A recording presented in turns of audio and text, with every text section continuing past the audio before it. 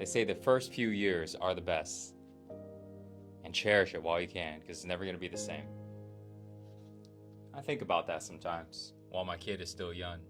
And when I'm at work and I'm working hard, when I'm missing out on events, and I find out later on that this is the first time he did this, or the first time he did that, sometimes a thought comes by. Maybe I should show up more. Maybe I should spend more time. Maybe I should skip some of the things I'm doing and focus more on him. But when I take a step back, when I get my mind to be still, when I connect to myself, and I ask myself, am I doing what I feel is needed?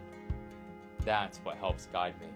When the answer is yes, and I can feel it in my body, then I move forward. And it doesn't matter what I miss out, it doesn't matter what happens, because I am doing my best. Nothing needs to change. And the answer is no, then I make some changes. But I need to get into that space. I need to be centered. I need to clear my mind so I can connect to myself, connect to my truth. Because it doesn't matter what other people say. It doesn't matter their suggestions. This is my life.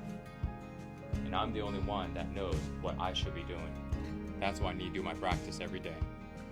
So I can be the best father, the best partner, the best version of myself for my life.